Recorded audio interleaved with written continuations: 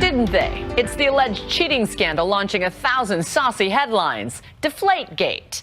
Tonight, the New England Patriots are fighting back against accusations of unsportsmanlike conduct.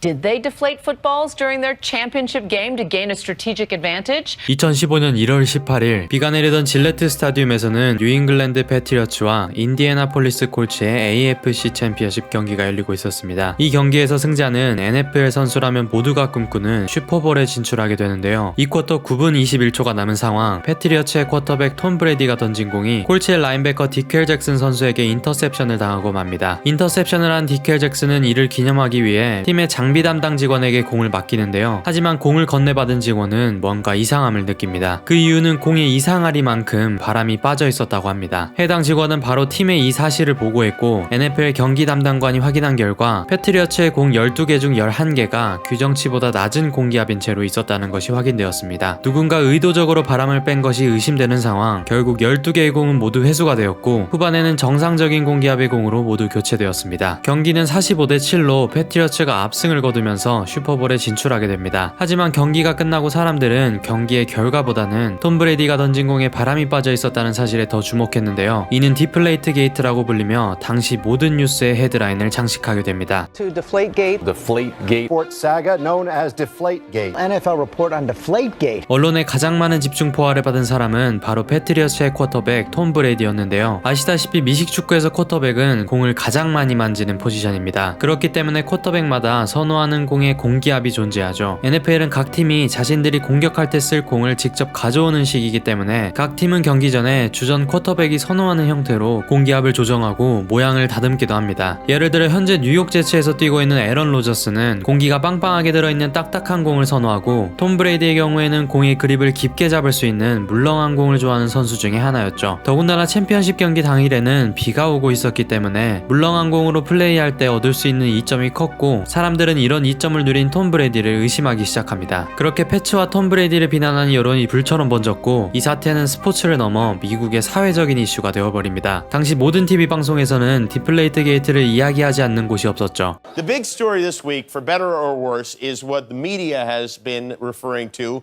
annoyingly, as Deflategate. What's your thought on the matter, Deflategate? Do you think that this is something the Patriots intentionally did? You know what? I have no idea. And to be honest with you, I kind of chuckle because I'm just glad it has nothing to do with us. Right. 당시 패츠의 감독이었던 빌 벨리책 감독은 이 사실을 강하게 부인했습니다. So you're not deflating footballs, is that? Can't imagine. 톰 브레이디도 자기는 모르는 사실이라며 모든 의혹을 부인했죠. I didn't, have any, I didn't alter the ball in any way. I have a process that I go through before every game where I go in and I pick the balls that I want to, the footballs that I want to use for the game. When I pick those balls out, at that point, to me they're perfect. I don't want anyone touching the balls after that. I don't want anyone rubbing them, putting in the air in them, taking the air out. To me, those balls are perfect, and that's what I expect when I show up on the field.